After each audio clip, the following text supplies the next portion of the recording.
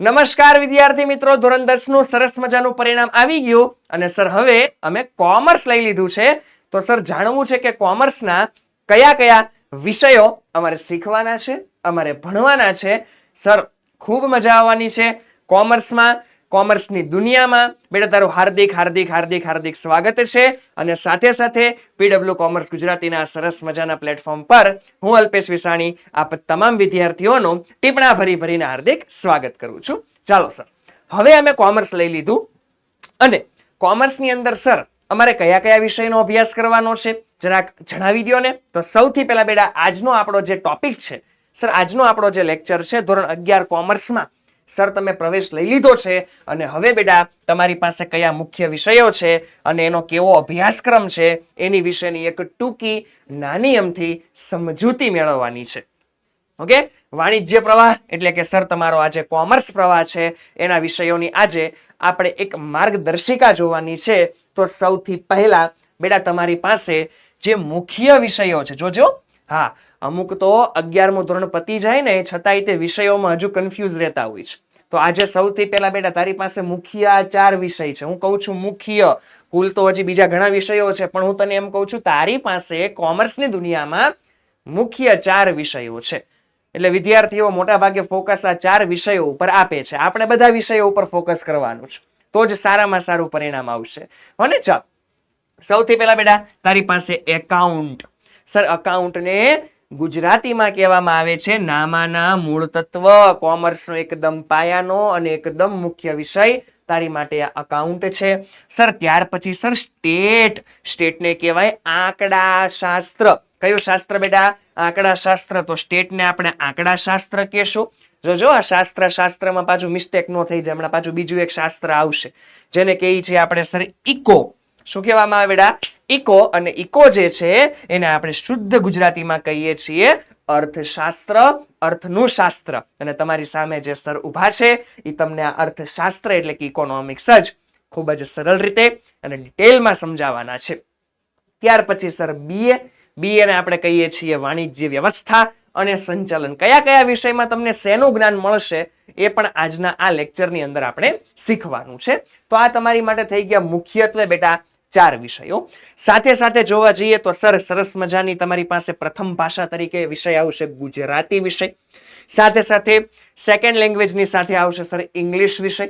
Okay, એટલે ગુજરાતી અને અંગ્રેજી તમારે ભણવાનું જ છે. અને સર એક ઓપ્શનલ સબ્જેક્ટ આવશે, કાં તો તમારે લેવું પડશે SPCC અથવા એની બીજા વિકલ્પમાં તમારી પાસે છે બેટા કમ્પ્યુટર. ઓકે, તમને યોગ્ય લાગે એ વિષયની તમે અહીંયા પસંદગી કરી શકો છો. તો મૂળ જોવા જઈએ તમારી પાસે 7 વિષય હશે અને 7માંથી સર તમારી પાસે આજે મુખ્ય છે એ 4 વિષયો છે. શું આ વાત ક્લિયર થઈ? હા કે ના? ડન છે. સર થોડાક આગળ વધીએ. સરસ, વધીએ આગળ. સર સૌથી પહેલા અકાઉન્ટ તને શું શીખવે છે? અકાઉન્ટનો મુખ્ય ઉદ્દેશ છે બેટા તમે હવે કોમર્સમાં આવ્યા, હિસાબો કઈ રીતે રાખવાના છે, હિસાબોની દુનિયાને તમે અહીંયા શીખશો અકાઉન્ટની અંદર. હા, કોઈ પણ ધંધો ચાલુ કરેલો હોય તો ધંધાકીય એકમની અંદર સર પૈસા ક્યાંથી આવે છે? હા કે ના? ત્યાં ઉપરાંત સર ઈ જે પૈસા છે ઈ ક્યાં ગયા, કેટલા પૈસા આવ્યા, કેટલા પૈસા ગયા, અને સાથે સાથે એની જે તમે સરસ મજાની નોંધ રાખો છો. આપણા ઘરની અંદર કેમ મહિને 50,000 રૂપિયા આવતા હોય આવક તરીકે, આપણે લખીએ 50,000 રૂપિયા આવક. હવે સર તો કે 10,000 રૂપિયાના મેં કપડા લીધા, 10,000 રૂપિયા જે છે એની મેં શાળાની ફી ભરી, તો વગેરે વગેરે ખર્ચાઓ તમે લખો છો. કહેવાનો ઇન શોર્ટ અર્થ એવો છે કે પૈસા જે આવે છે અને પૈસા જે જાય છે એની એક સરસ મજાની નોંધ, સરસ મજાનો હિસાબ તમે આ વિષયની અંદર શીખવાના છો, બટ ઇન ડિટેલ કંપની વિશે. સર આંકડા શાસ્ત્ર એટલે કે સ્ટેટ માહિતીઓનું વિશ્લેષણ કરવાનું છે, આંકડાઓ ડેટાઓનો ભેગા કરવાના છે. બહુ સરસ મજાનો કહેવાય ને આંકડાની માયાજાળ. તમને જો આંકડાઓ સાથે બહુ પ્રેમ હોય ને, લેટ્સ એક્ઝામ્પલ, અને તમે બીજું ગણિત કહી શકો છો, બરાબર છે. આ ગણિત જ તમારી પાસે છે, અકાઉન્ટ અને સ્ટેટિસ્ટિક્સ, બરાબર છે. પરંતુ આની પાસે તમારી સાથે સાથે કેલ્ક્યુલેટર હશે, ગણન યંત્ર. એટલે કેલ્ક્યુલેશન બહુ ઈઝી બની જશે. અને પીડબ્લ્યુ કોમર્સ ગુજરાતીની ટીમ છે તમારા કોમર્સનો સાથે સાથે જ અમે તમારી સાથે જ રહેવાના છીએ, એટલે કોઈ ચિંતા કરવાની સમસ્યા નથી. ઓકે, ચાલો. તો સ્ટેટિસ્ટિક્સની અંદર સર આંકડાઓની રમત રમવાની છે, આંકડાઓનો માયાજાળ સાથે રમવાનું છે. ખૂબ મજા આવો વિષય છે સર. ત્યાર પછી ઇકોનોમિક્સ એટલે કે અર્થશાસ્ત્ર, નાણાં અને બજારનો અભ્યાસ, પૈસો જેનાથી આખી દુનિયા ચાલે છે. હા કે ના? પૈસા જેનાથી આ દુનિયા ચાલતી હોય. એક સમય હતો કે પૈસા આ અર્થતંત્રની અંદર નહોતા. એ ક્યાંથી આવ્યા અને કઈ રીતે હવે આપણો દેશ કામ કરે છે એ તમારે આ સરસ મજાનું અર્થશાસ્ત્ર એટલે કે ઇકોનોમિક્સમાં શીખવાનું છે. અને ત્યાર પછી સર બીએ એટલે કે વાણિજ્ય વ્યવસ્થા, કોમર્સ એટલે કે ધંધો. અને સર એ ધંધો જે છે એ કઈ રીતે કામ કરશે, ધંધાને કઈ રીતે સર આપણે સ્થાપના કરવાની છે, ધંધાને કઈ રીતે સર ચલાવવાનો છે, ધંધાને કઈ રીતે ઉડાડવાનો છે, એટલે કે ધંધાને કઈ રીતે સફળ બનાવવાનો છે, એની તમામ માહિતીઓ તમને કેમાં મળશે? બીએ એટલે કે સર વાણિજ્ય વ્યવસ્થાની અંદર મળશે. તમારી પાસેના મુખ્ય 4 વિષયો જેમાં તમારે શું શીખવાનું છે એની મેં તમને માહિતી આપી.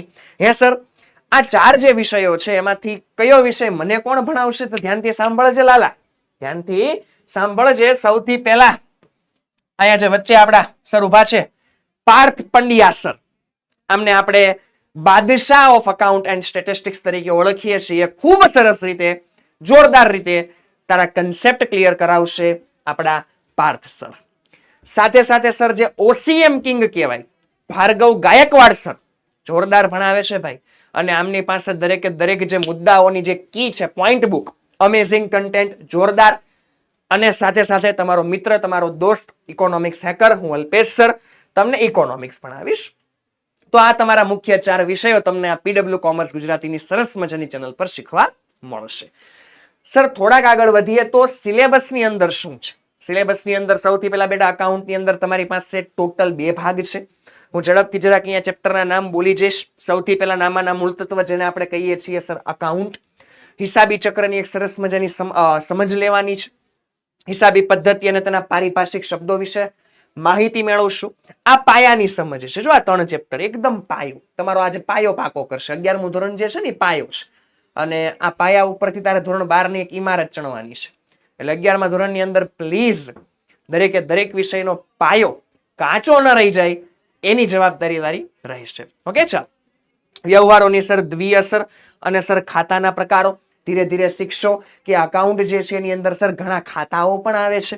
ત્યાર પછી સર જીએસટી, તમને ખબર છે જીએસટી વિશે, પરંતુ ડિટેલમાં કે એનો કઈ રીતે હિસાબ રાખવામાં આવશે. ત્યાર પછી સર વ્યવહારોની નોંધ કઈ રીતે થાય છે, જેની અંદર સૌથી વેરી મોસ્ટ આઈએમપી ચેપ્ટર જેને આપણે કહીએ છીએ સર આમ નોંધ. બહુ જ સરસ મજાનો કન્સેપ્ટ છે, જો ધોરણ 12 ની અંદર પણ તને કામમાં લાગશે. હિસાબી સમીકરણ અને ધંધાકીય એકમના વ્યવહારો, પેટા નોંધો વિશે માહિતી મેળવશું. રોકડ મેળ અને તેના પ્રકારો અને સર ખાસ આમ નોંધ. બરાબર છે. અહીંયા તમે શીખશો કે કઈ રીતે એન્ટ્રીઓ થાય છે, કઈ રીતે હિસાબો રાખવામાં આવે છે. ત્યાર પછી અમુક કાચું સરવૈયું, બેંક શિલ્લક મેળ, ખાતા વહી અને ખાતવણી, આની વિશે તમે બેઝિક શીખવાના છો. હજુ તમારી પાસે અકાઉન્ટની અંદર 2 પાઠ્યપુસ્તક છે.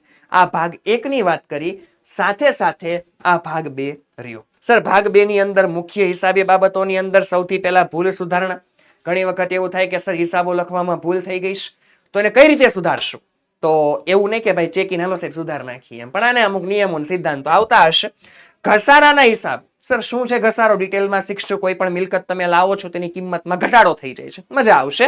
અત્યારે ખાલી એક ઓવરવ્યૂ મેળવો છો, બાકી ઇન ડિટેલમાં બધું શીખવા માટે રસ્તો છે પીડબ્લ્યુ કોમર્સ ગુજરાતી.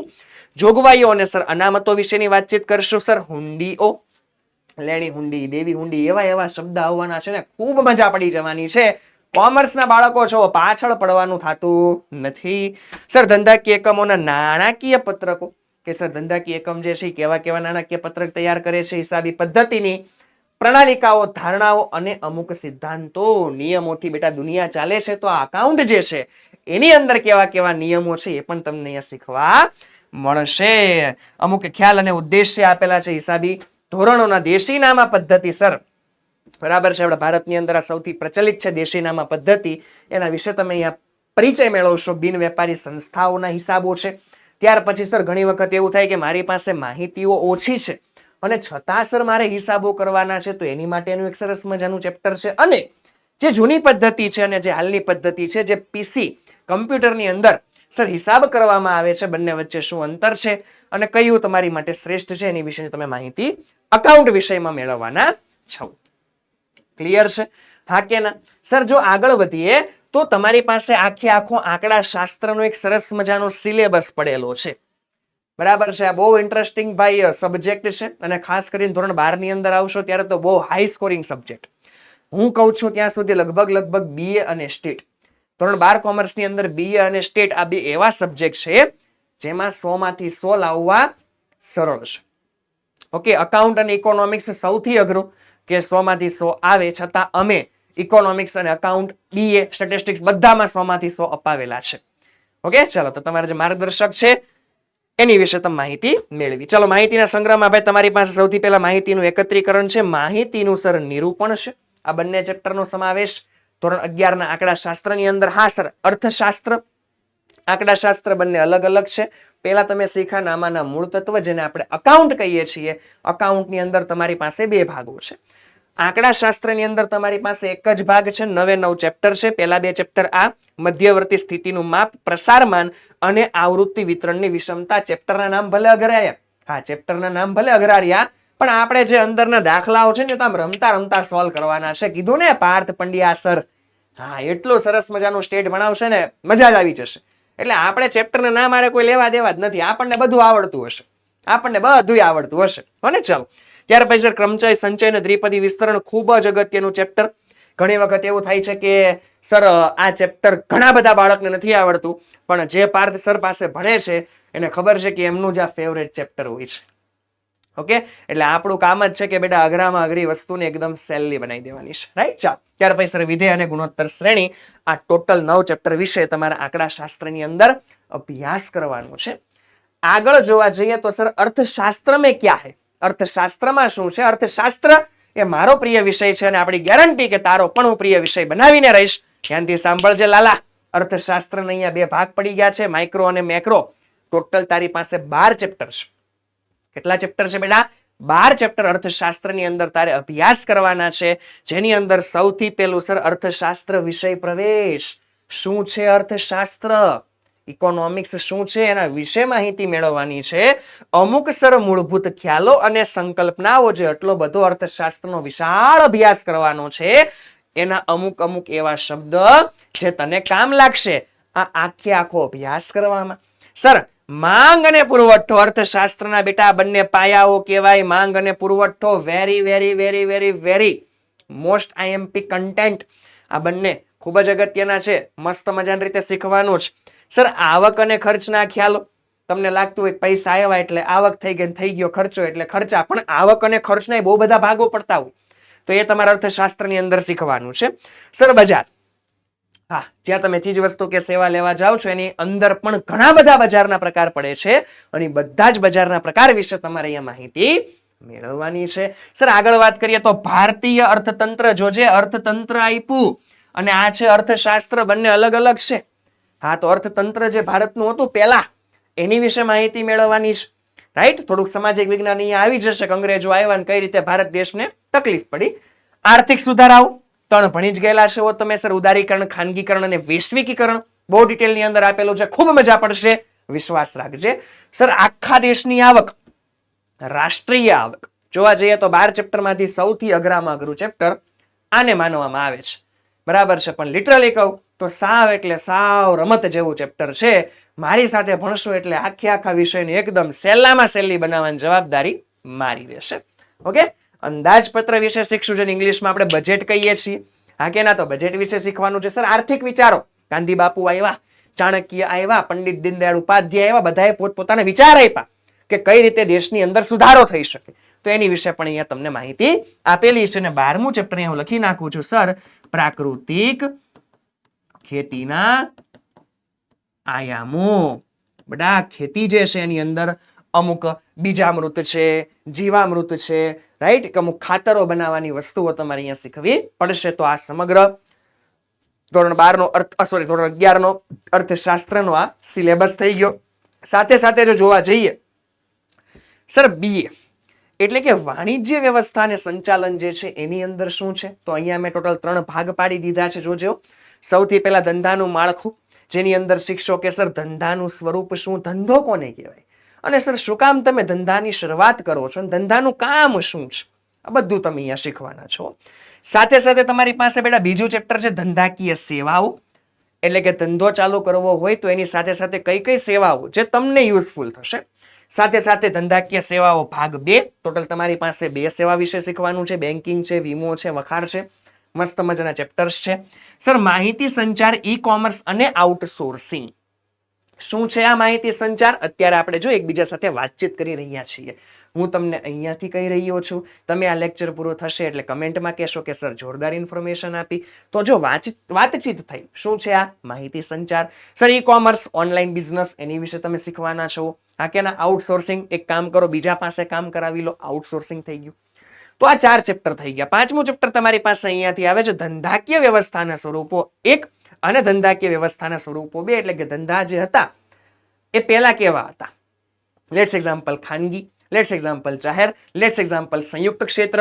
એના વિશે તમારે અહીંયા માહિતી મેળવવાની છે કે ધંધો જે છે એના પણ કેવા કેવા પ્રકારો હોય. સાથે સાથે જાહેર ક્ષેત્ર વિશે છે, ખાનગી ક્ષેત્ર વિશે છે, વૈશ્વિક સાહસો છે, ઘણી બધી વસ્તુઓ તમે અહીંયા શીખવાના છો. બરાબર? કે અલગ અલગ ધંધાના પ્રકારો કેવા હોય છે. સાથે જોવા જઈએ તો સર ધંધાકીય મૂડીના પ્રાપ્તિ સ્થાનો. ભાઈ પૈસો છે તો ધંધો ચાલે. પૈસા ક્યાંથી આવશે એની વિશેની માહિતી પણ તમને અહીંયાથી મળશે કે ધંધાકીય એકમ જો તમારે ચાલુ કરવું હોય, તમારે પૈસા ક્યાંથી તમને મળવાના છે. સર આંતરિક વ્યાપાર, લેટ્સ એક્ઝામ્પલ સુરતમાંથી કોઈ વસ્તુ અત્યારે મહારાષ્ટ્ર જાય છે તો પછી ભારત દેશની અંદર જ વેપાર થઈ ગયો તો આંતરિક વેપાર કહેવાય. સાથે સાથે તમે આંતરરાષ્ટ્રીય વેપાર વિશે પણ શીખવાના છો. સર આંતરરાષ્ટ્રીય વેપારમાં હા, સુરતથી વસ્તુ વહી ગઈ સીધી અમેરિકા. શું થઈ ગયું? તો કે સર દેશ બદલાઈ ગયો. આંતરરાષ્ટ્રીય વેપાર શું તફાવત છે એ પણ શીખશો. અને ધંધાકીય એકમની સામાજિક જવાબદારી, કે ધંધો જે છે એ સમાજનું અંગ છે, સમાજની અંદર જ એનો વિકાસ થાય છે તો અમુક જવાબદારી ધંધાની સમાજ પ્રત્યે પણ ઉદ્ભવે છે.